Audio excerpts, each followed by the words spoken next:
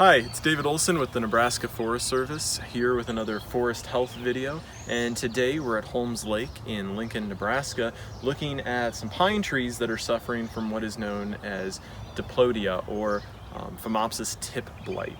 Now, this is a disease that primarily affects the new growth on pine tree shoots, but can eventually move into the woody material in the branch and cause significant dieback and even the decline and death of the tree. So it's something that we want to be aware of and address if it starts to get too heavy on the tree. Now, this is a fungal disease, as I mentioned, that impacts the new growth on the tips of the tree, and as you can see here, it's been killing off the tip of this branch. So you can see the older growth from previous years that looks relatively healthy and green, fully elongated needles. But on the tip here, we have these short, kind of stunted dead needles. They've turned brown and they're only about half the size that they should be. Now, Diplodia tends to be most common on Austrian pine. It can get on a number of other pines as well, but its second most common tree is usually ponderosa pine. And usually when ponderosa pine have it, they're fairly stressed in some way, and that's usually why they get it. But Austrian are usually the most likely to get it. Other pine trees can get it, but it's far less common. Now, as I mentioned, you do get kind of the short stunted needles on the tips, but there's other things that can cause this as well. There's a pine shoot tip moth, or a pine tip moth, that will cause this sort of death as well. So when diagnosing Diplodia, what you'll want to do is actually open up the end of that tip with a knife, or just split it open with your hand and look for any presence of an insect inside it, which would be like frass or sawdust, or any sort of tunneling within that. If you're not finding that, it's more than likely Diplodia.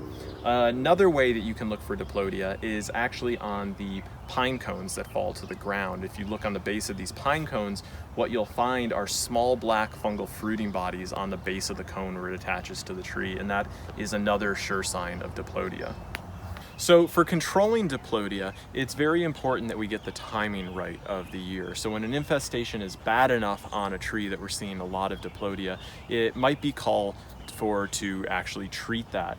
Now, when we talk about timing, it's very critical that we're actually treating the needles as they begin to emerge. So we see here on this tree, the pine tree is just beginning to start candling. And candling is what we refer to when a pine tree starts to send out its new growth, because they look like little candles kind of starting to point up on the tree.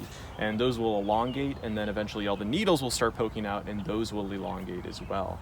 Now, the needles come out of what is known as the sheath, which is kind of a papery-like material at the base of the needle. And if you go out and investigate pine needles, you'll often find the remnants of this around the base of the needle as well.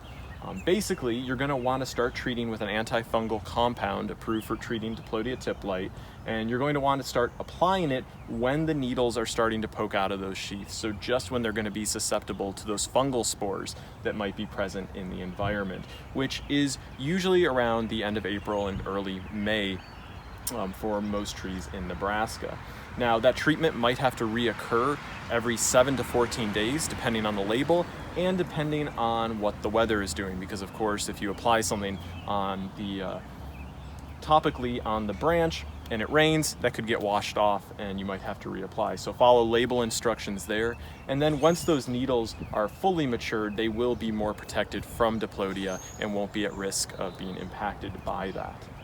Now, there is another type of treatment. So as I mentioned, you can spray the needles in the spring. Of course, on larger trees, that might not be an option. There is an injection treatment that does have to be done by a licensed professional, and we always recommend going with a certified arborist. Those injection treatments will work, but they are often more costly and should be done primarily in the fall, because that way the product will have time to get up into the tree and protect the tree the following spring. And while those can be more expensive, they might often be the easier method to use on a larger tree, one that you wouldn't want to be getting way up into the canopy and spraying for.